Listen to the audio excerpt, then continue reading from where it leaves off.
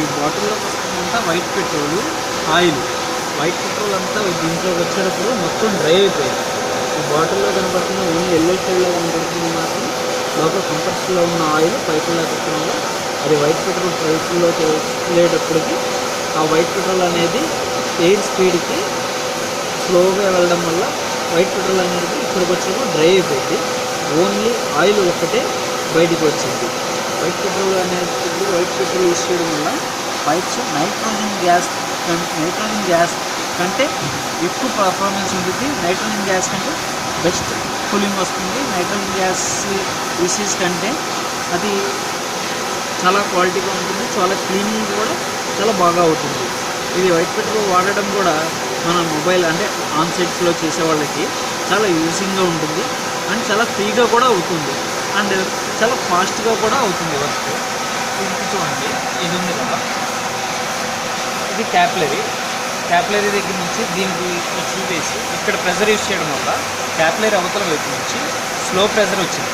Slow pressure వల్ల ఇది slow pressure use చేయడం వల్ల ఏమవుతుందంటే లోపల నుంచి వచ్చే ఎయిర్ స్లోగా వెళ్ళడం వల్ల పైపులన్నీ స్లోగా తిరుగుతుంది. వైట్ పెట్రోల్ ఛార్జింగ్ లైన్ ద్వారా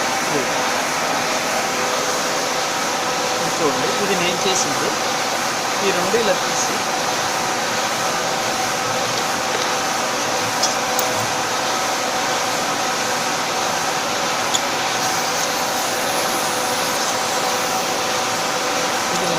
ఇది ఒక గరాటాలాగా పనిచేస్తుంది మన కోసం.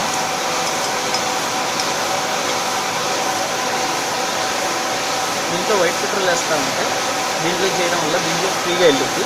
ఇందులో వెళ్ళేటప్పటికి ఎయిర్ బ్లాక్ అవ్వకుండా ఈ పైప్ ద్వారా బయటకు వచ్చేసింది ఎయిర్. దీంట్లో వెళ్ళి తర్వాత దీంట్లో వైట్ పెట్రోల్ వేసిన తర్వాత దీంట్లో అప్రాక్సిమేట్లీ 150-170 ml వైట్ పెట్రోల్ పడుతుంది. అయిన తర్వాత దీనికి ఒక డమ్మీ వేసేసుకుని ఒకదానికి ఛార్జింగ్ లైన్ 316 పైప్ యూజ్ చేయడం వల్ల మనకి ఎటు కావాలంటే ఎటు ఫ్లెక్సిబుల్ అవుతా ఫ్రీగా ఉంటుంది. క్యాపిలరీ దగ్గర తీసేసి ఇక్కడ ఉంచడం వల్ల కొంచెం గ్యాప్ ఇక్కడ తెచ్చేసుకుంటే రేపు ఎప్పుడైనా క్యాపిలరీ రీప్లేస్ చేసినా ఇక్కడ బాడీ హీట్ అవ్వకుండా బాడీ డ్యామేజ్ అవ్వకుండా నీట్గా ఫ్రీగా వచ్చేయము. ఇది ఇక్కడ లీక్ వచ్చింది. ఇక్కడ లీక్ రావడం వల్ల ఆయిల్ అంతా లోపలికి లాగేసి నుంచి వచ్చింది. ఇక్కడ నుంచి ఆ వైట్ పెట్రోల్ అంతా ఈ పైప్ నుంచి బాడీలో అంతా తిరిగేసి ఈ సెక్షన్ పైప్ కూడా క్లీన్ అయిపోయి దీంట్లోంచి వైట్ పెట్రోల్ వచ్చేసింది. ఫిల్టర్ మార్చకుండా క్యాపిలరీ మార్చకుండా పాతదే యూజ్ చేయడం వల్ల మళ్ళీ తర్వాత కొత్తవి వాడకుండా పాతది వాడేసి తర్వాత కొత్తది చేసేటప్పుడు కొత్త ఫిల్టర్ కొత్త క్యాపిలరీ వేస్ట్ చేస్తే కొత్తగా బాగుంటుంది.